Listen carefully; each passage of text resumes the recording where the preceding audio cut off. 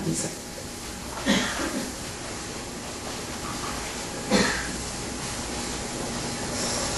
반갑습니다. 어떤 부부가 살고 있었어요.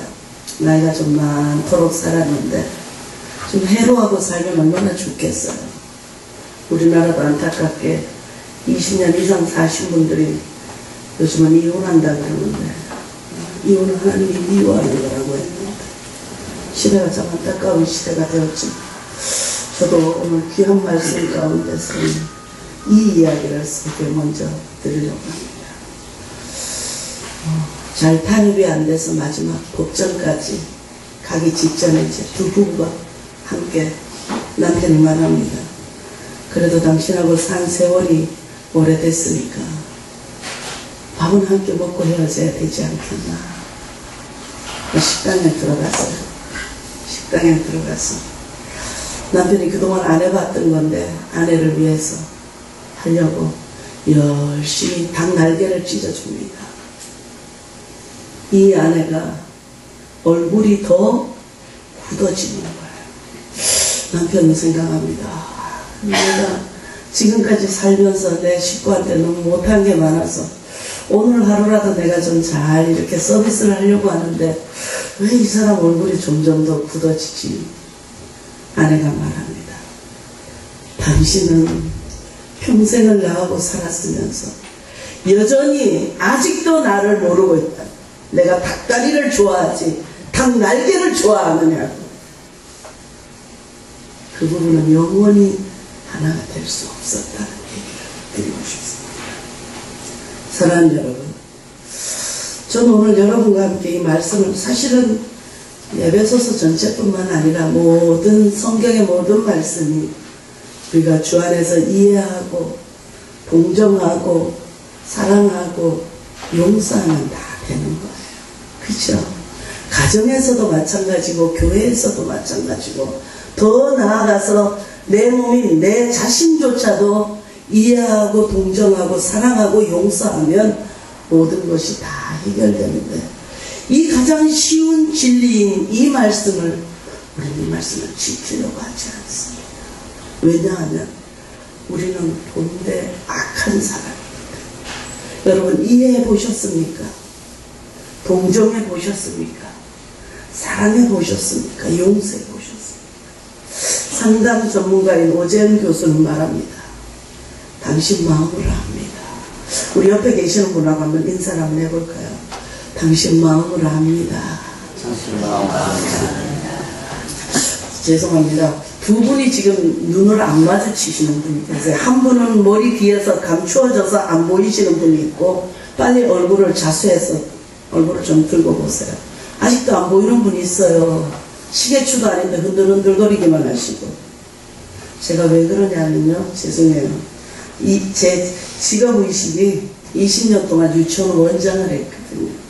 그러다 보니까 딱 보면 다 눈에 보여야지. 여전히 두 분이 안 보여요. 자리를 좀 이렇게 당기셔서 제가 지목하면 기분 별로 안 좋으시니까 빨리 얼굴 보이도록 좀 앉아보세요. 얼굴 보이도록 좀 앉아보세요. 보이세요 제가? 다시 한번 옆에 분 뒤에 분하고도 인사 한번 해봐요. 당신 마음으로 합니다. 당신 마음으로 합니다. 자, 우리 죄송합니다. 목사님 옆에 계시는 권사님. 목사님하고 인사하셨죠? 어떤 마음으로 하세요? 지금 인사할 때 당신 마음으로 합니다. 어떤 마음으로 하세요? 어떤 애틋한 마음? 그 마음 변치 않길 바랍니다. 우리가 당신 마음을 안다고 할 때는 표면적으로 아는 게 아니에요. 당신이 무슨 색깔의 옷을 좋아하고 뭘 잘 먹고 뭘 잘하고 이런 걸 아는 게 아니에요.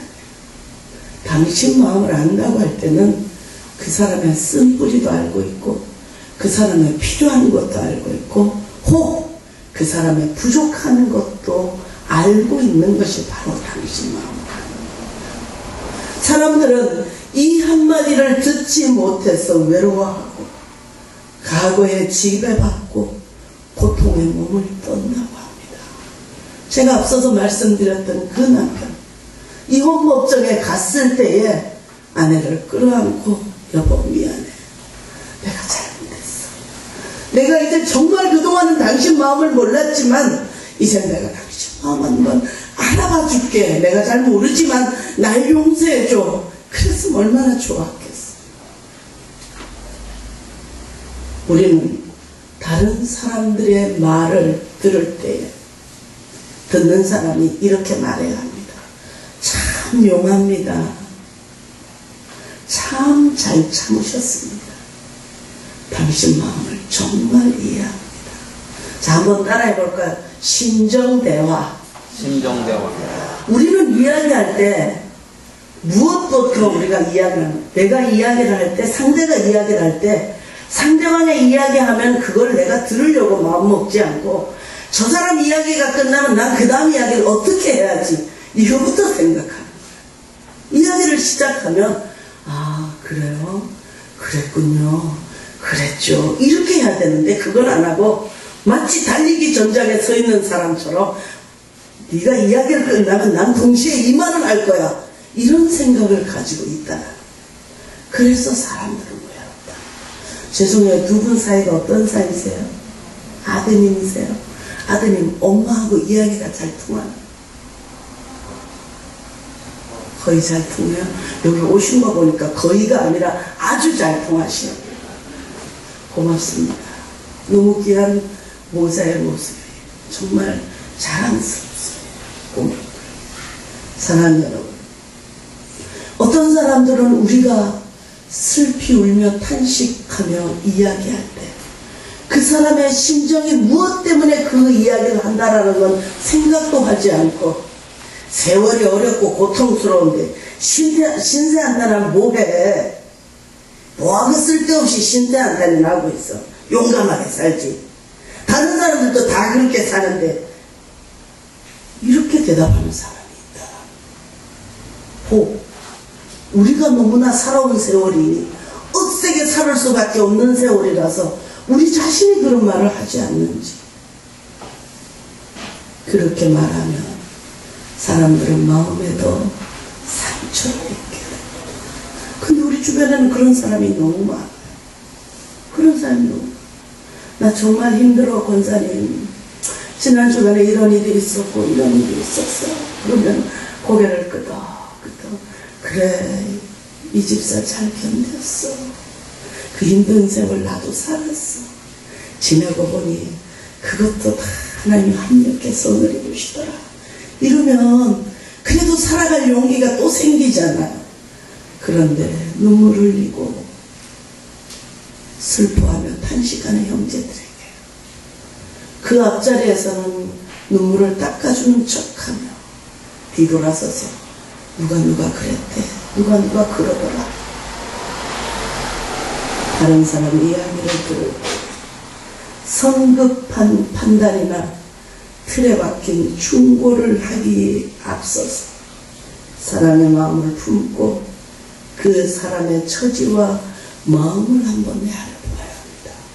저는 이 말씀을 준비하면서 정말 생각지도 못하던 사건과 사고를 접하게 됐어요.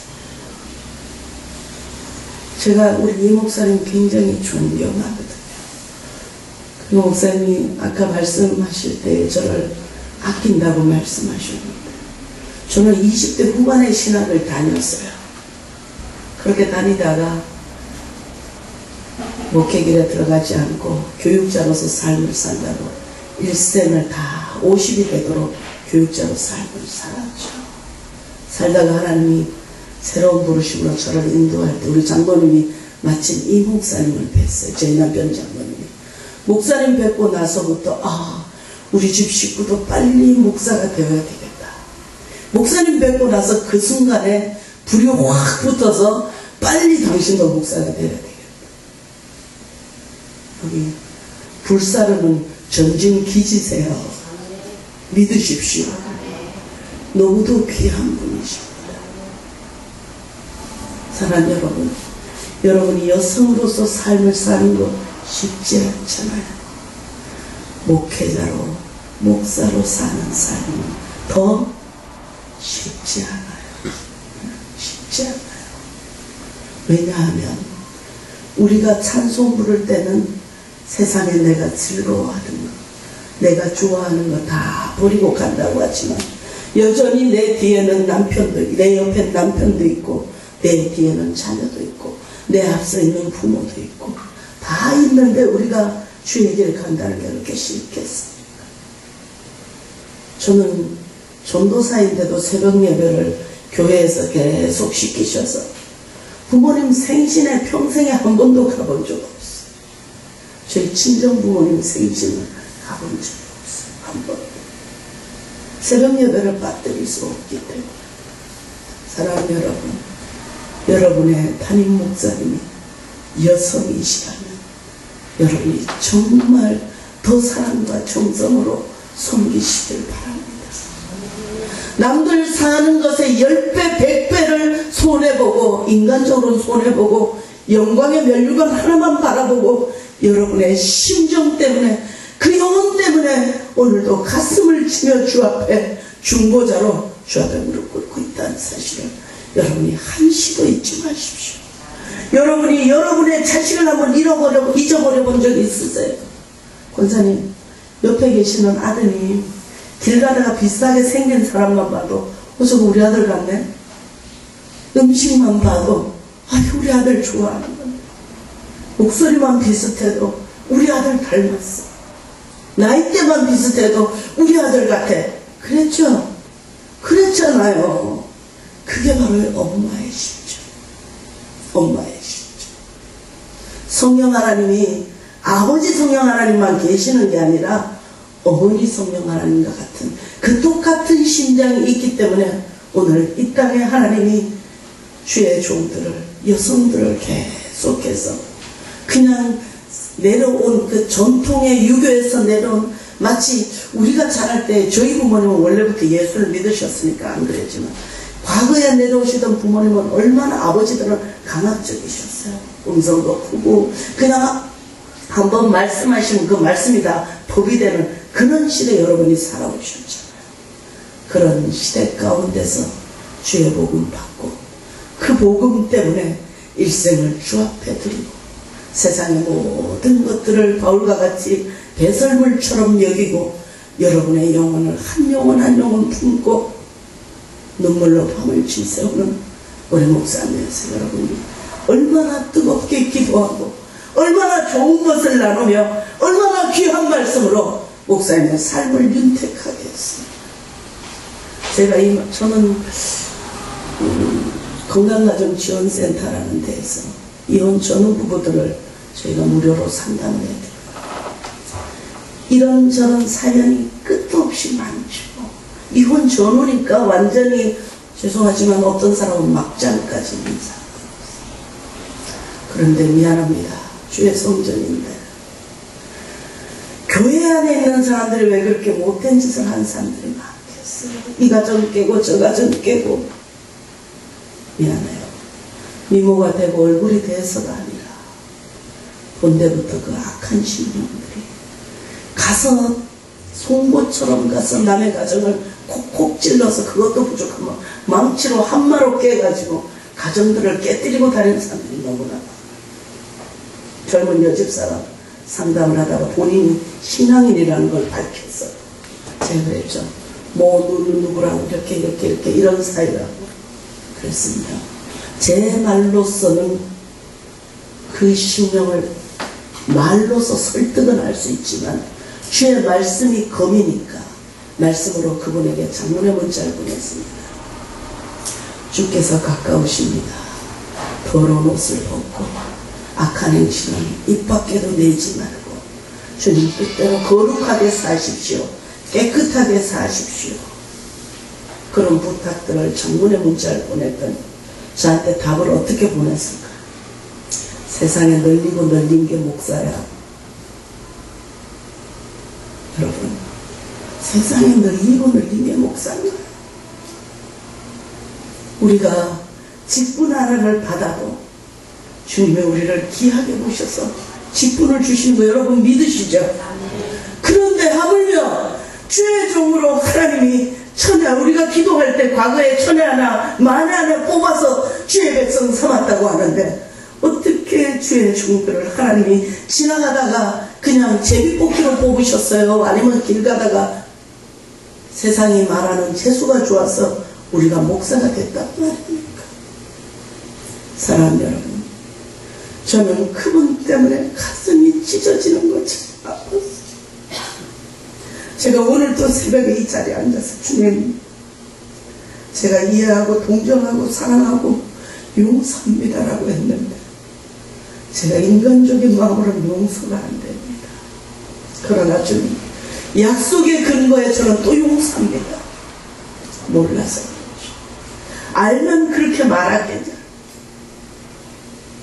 사랑하는 여러분, 부디 여러분에게 말씀드립니다.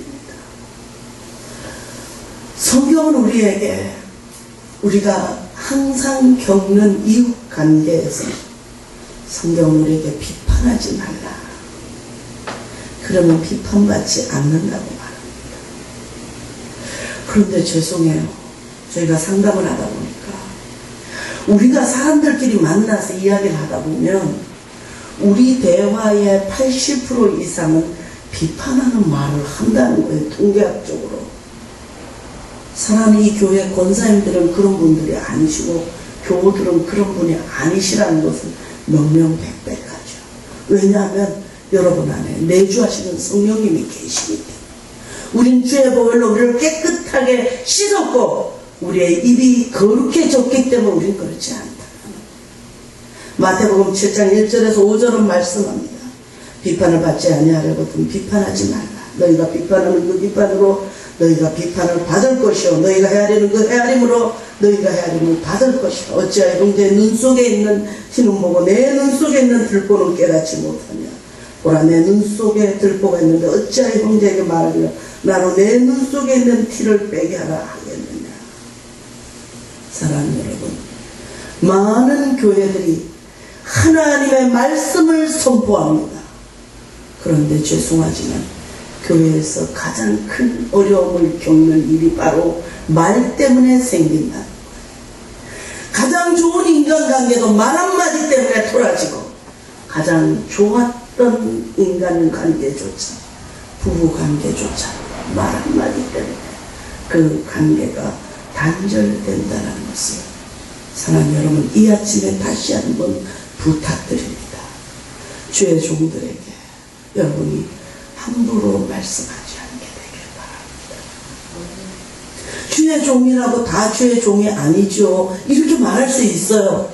그럴 수 있어요. 그러나 저는 지금 밖에 있는 주의 종을 말하는 게 아니에요. 여러분이 젖을 먹고 있는, 여러분이 양식을 먹고 있는 여러분의 담임 목사님을 여러분 말씀하고 어디 가서 이와 같은 분을 만나겠어. 기억하십시오. 세상에 한 분밖에 없는 분이에요. 나를 낳아주시고 영적으로 나를 젖먹여 키워주고 내가 잘되기를 낮이나 밤이나. 저는 이제 겨우 목회 초년병인데 선생님 아까 말씀하셨지만 애들이 이런 일이 있어 지지고 저런 일이 있어. 이제 중년들이니까 대부분 다 연애사가 제일 큰 화제잖아요. 직장은 뭐 어차피 또 이렇게 실력대로 가는 거라고 하지만 오늘 헤어졌어요. 오늘 뭐 만났어요. 또 뭐 이별했어요. 그게 제 아픔보다 더 큰 거예요. 이거 제가 밥맛이 없고 지난 주간에 애가 하나가 헤어졌다고 울며 불며 전화했어요. 학교 수업 갔다가 출석하는 거 알면서 죄송합니다. 제가 급한 일이 있어서 빨리 좀 갔다 올리려 애들인데 쫓아간 거예요. 가보니까 남자친구하고 헤어졌다고 그냥 뜨거운 눈물을 펑펑, 회개하면서 우리가 뜨거운 눈물을 펑펑 흘려야 되는데 남자친구랑 헤어졌다고 펑펑펑 흘리는데 그 눈물 앞에 제가 더 가슴이 미어지더라고요. 그 엄마한테는 그렇게 안 울 거예요. 그죠? 20대 청년들 연애사를 엄마 앞에 가서 그렇게 울겠어요. 물론 저희 모임에 제일 막둥이 21살 때 연애하다가 실패해가지고 엄마 꼬리 졸졸졸 따라다니면서 엄마 나 어떡해 엄마 나 어떡해. 제가 어떻게 하면 뭘 어떡해 그 꼬리 자르면 되는 거지. 사랑하는 여러분, 여러분에게 한 가지 당부드릴게요. 저는 오늘 두 가지만 말씀드리고 말씀을 맺으려고 합니다. 스페인의 프로축구 레알 마드리드에 히카르토 카카라는 사람이 있대요. 청년들은 잘 아시죠? 이적료만 자그마치 958억이랍니다. 이적료만. 세계적인 선수예요. 2007년에 유럽축구연맹 챔피언스 리그 결승전에서 우승을 확정짓자 그는 무릎을 꿇고 하나님께 영광을 돌렸습니다. 이 모든 일을 하나님이 다 하셨습니다. 두 손을 높이 들고 세레모니를 하면서 무릎을 꿇고, 카카의 우승 세레모니는 세계인들을 향한 믿음의 고백이었습니다. 그러나 이 카카에게도 어려운 시절이 있었습니다. 18살 때 수영을 하다 미끄러져서 6번째 척추가 부러졌고, 의사로부터 축구는 물론 걷는 것마저 불가능하다는 진단을 받았습니다. 그러나 그는 결코 좌절하지 않았습니다. 회복 확률이 2%에도 못 미친, 20%가 아니에요. 2%에도 못 미치는 대수술을 성공적으로 마쳤고 재활을 통해서 재기에 성공했습니다. 그는 그때 이렇게 고백합니다. 예수님께 나의 인생을 걸고 매일 눈물로 기도했습니다. 기적적으로 완치되었습니다. 나는 눈물로써 감사 기도를 드릴 수밖에 없습니다. 이것이 내가 오늘 기도하는 이유입니다. 사랑하는 여러분, 여러분이 지금까지 살아서 여러분의 몸을 가지고 이 주의 보혈이 흐르는 이 성전까지 오셔서 이 새벽에 주 앞에 우리가 맑은 몸과 마음을 주 앞에 드리는 것, 이것이 우리 삶의 가장 큰 감사고 내가 기도할 수 있는 가장 큰 감사 제목이라는 것. 우리가 많은 소원들을 가지고 주 앞에 오지만 가장 중요한 감사는 오늘 나를 주 앞에 쳐서 십자가 밑에 복종할 수 있는 시간 주신 것을 감사해요. 사랑하는 여러분, 이 감사보다 더 큰 감사는 없습니다. 이 감사보다 더 큰 감사는 없습니다. 하나님을 영화롭게 하고 인간이 거룩게 해지는 것이 우리가 드리는 예배의 정의입니다. 삼위 하나님이 서로가 서로 안에 내주하시고 참여하시고 존경하시고 사랑하고 이 관계를 가지고 삼위 하나님께서 우리를 초청하셔서 우리가 이 자리에 오는 것이 바로 예배이기 때문에 우리는 모이면 서로 존경하고 화목하고 용서하고 이해해야 하는 것입니다. 성부, 성자, 성령 하나님이 서로 그렇게 역사하시는 것처럼 우리도 오늘 예배에 참석하는 자답게 서로를 존경하고 세우고 위로하고 은혜를 베풀어 주는 것, 이것이 바로 주님이 우리를 향하신 예배의 조건이라는 걸 말씀해 주셨습니다. 사랑하는 여러분, 초상집에 갈 때 옷이 다르고 잔치집에 갈 때 옷이 다른 것과 마찬가지로 주의 전에 예배하러 오는 자들은 사랑과 용서와 이해와 이 모든 것을 덮는 옷을 가지고 와서 예배해야지만 되는 것입니다.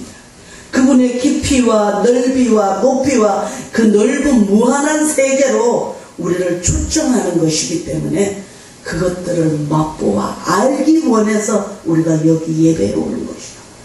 아, 이 권사님 옷이 오늘 달라졌어.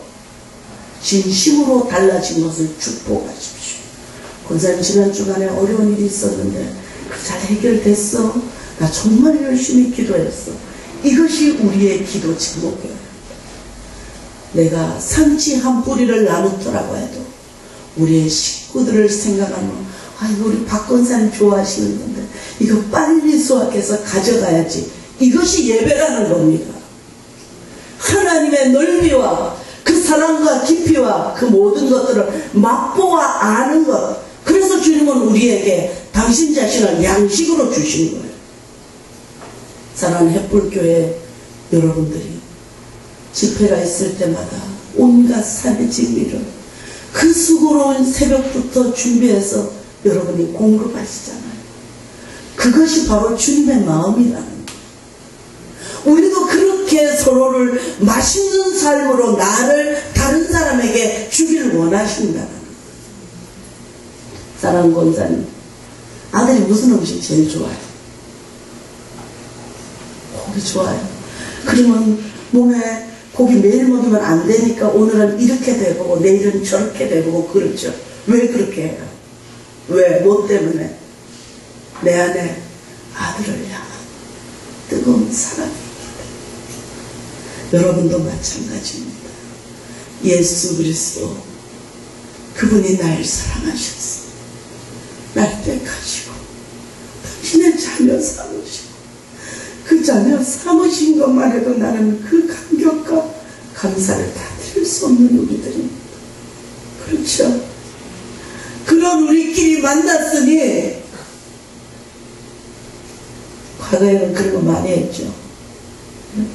과거에는 뭐 교회에서 주일학교 야예배만 가도 수일시 짝짝 뭐 그런 거 많이 했잖아.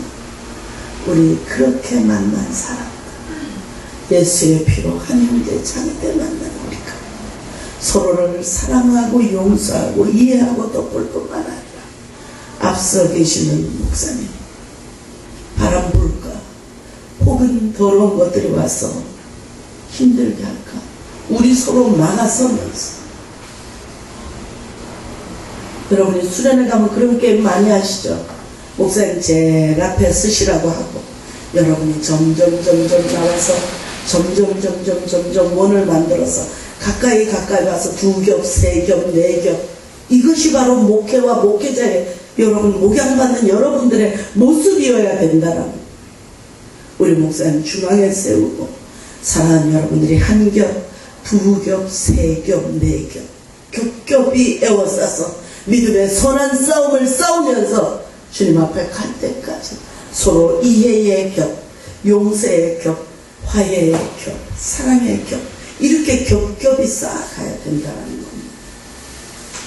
말씀을 결론을 맺겠습니다. 야고보서 3장 14절에서 16절은 이렇게 말씀합니다. 너희 마음속에 독한 시기와 다툼이 있으면 자랑하지 말라. 진리를 거스러 거짓말하지 말라.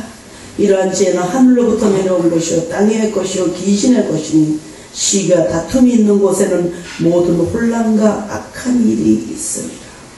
가정에서도 다투면 그 가정은 매일매일 깨지는 소리만 나잖아요. 그런데 하물며 하나님의 몸된 이 집에서 우리가 우리의 목소리를 들려서 크게 소리를 낼 일이 없다라는 겁니다. 처음에 작은 시냇물은 골짜기에 작은 돌멩이 하나도 수용이 안 되기 때문에 소리가 요란하기 짝이 없어요. 그러나 점점 물이 많아지면 많아질수록 강이 되고 바다가 되면 그 물들은 있는 그 자체로 있는 것이지 소리 내지 않는다는 것. 사랑하는 여러분, 귀한 전에 여러분이 그런 분이 되길 바랍니다. 한번 따라해 볼까요? 향나무와 같은 의인이 되라. 옆에 분 보고 한번 얘기해 줘요. 향나무와 같은 의인이 되십시다. 무슨 소리일까요? 향나무와 같은 의인이 되십시다. 자, 제가 이 그림을 여기서는 좀 영상을 못 쏘겠는데 프랑스의 화가 조르주 루오라는 사람이 예수님의 모습을 판화로 많이 그렸어요. 인터넷에 가셔서 검색해보면 나오더라고요. 판화로 완성해서 작품마다 특이한 제목을 붙여놨습니다. 그 중에 이런 제목이 있었어요. 의인은 향나무처럼 자신을 치는 도끼에 향을 바른다. 말이 좀 길지만 한번 해볼까요? 머리가 좋으시니까. 우리 예수님 닮아서 머리가 좋으니까. 의인은 향나무처럼 자신을 치는 도끼에 향을 바른다. 젊은 분이시니까 해봐요. 뭐라고 그랬어요 지금? 정신 차리고요. 다시 한 번만 더 해볼게요. 의인은 향나무처럼 자신을 치는 도끼에 향을 바른다. 뭐라고요? 자신을 치는 도끼에 향. 어유 청년만 해오시라니까 다른 분들이 더 먼저 다 같이 한번 해봐요. 시작. 의인은 향나무처럼 자신을 치는 도끼에 향을 바른다. 무슨 말일까? 이게 작품의 제목이에요. 백향목은 수목의 왕으로서 장엄한 수목으로 보기에도 감탄스럽지만 향이 많은 나무입니다. 새벽 이슬을 먹고 자란다는 속담이 있는 나무인데 도끼로서 그 나무를 찍으면 그 도끼날의 향이 묻어서 도끼날조차도 향기롭게 된다는 뜻입니다. 이해되시죠? 그러므로 우리는 남을 심판하여도 심판을 받으면서도 그 심판하는 사람의 칼날 같은 입술에 향을 묻혀서 보내는 뜻을 의미한다고 하는 조르주 루오의 이 작품. 의인은 향나무처럼 자신을 치는 도끼의 향을 바란다. 목회자의 기쁨은요, 여러분이 인생의 지표를 세우고 변하고 새 삶을 살고 더 복된 하나를 이루고 예배드리는 것, 예배하는 자가 새로운 사랑과 감격을 가지고 서로를 사랑하면서 여러분 사다리가 되는 것. 우리가 야곱의 꿈 얘기는 많이 하지만 사다리에 대한 얘기를 안 하잖아요. 사다리는 뭐예요? 내가 내어줘야지 다음 사람이 그걸 딛고 그 다음을 향해 올라가는 것.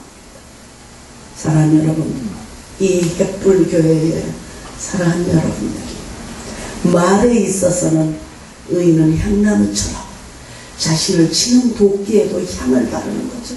누가 나에게 엄한 말, 뭐 충청도 말은 엄한 말이라고, 누가 나를 좋지 않은 말을 할 때 그 말을 되받아줘서 내가 언제 그랬어? 이것이 아니라 몰라서 그랬지, 알면 그랬겠어. 그것에 뭔가 오해가 있었을 거야. 오히려 그분을 위해서 더 사랑으로 돕고 기도해 줄 뿐만 아니라 내가 주의 종의 눈에 보기에도 복받을 만한, 하나님께 정말 기도 1호로 드리고 싶을 만큼 내가 그런 사람으로 믿음의 온전한 자세로 살아가서 하나님 나라의 아름다운 제목들 다 되시기를 주의 이름으로 부탁드립니다. 잠깐 기도드리겠습니다. 사랑 많으신 주님, 은혜와 사랑 감사합니다. 우리의 부족한 모든 것 앞에 다 내려놓았사오니 주의 보혈로를 새롭게 하시고 주의 말씀으로 우리를 인치시고 날마다 인생길에 주님 표대 되셔서 우리를 안전한 소원의 향으로 인도해 가심을 감사드립니다. 이 귀한 재단 사랑하는 우리 영희 목사님, 복음의 발자취 따라 세상길 다 마다하고 여기까지 죽도록 충성하며 무릎으로 여기까지 왔습니다. 귀한 종의 눈물을 닦으시고 또 사랑하는 양떼들이 목자의 음성에 귀 기울이며 한 걸음 한 걸음 주님이 인도하시는 푸른 초장 쉴만한 물가로 가기에 부족함 없도록 우리 서로 말로써 다른 사람의 입술에 향을 바를 수 있도록 도와주시고 정말 주님이 원하시는 장성한 분량에게까지 우리가 자라가서 또다시 만날 때는 더 귀한 주님의 소문들을 들을 수 있는 귀한 재단 되도록 주께서 축복해 주실 줄 믿고 또 이 귀한 재단이 앞으로 갈 것들을 예배해 주셔서 앞서서 기도드렸던 준비된 수량이 성전이 그리고 성도들이 이곳에 가득 차고도 넘쳐서 아버지 새로운 시대 새로운 곳에서 또 주 앞에 영광 돌릴 수 있도록 주님 축복해 주실 것을 믿으며 감사하고 예수님의 이름으로 기도드립니다. 아멘.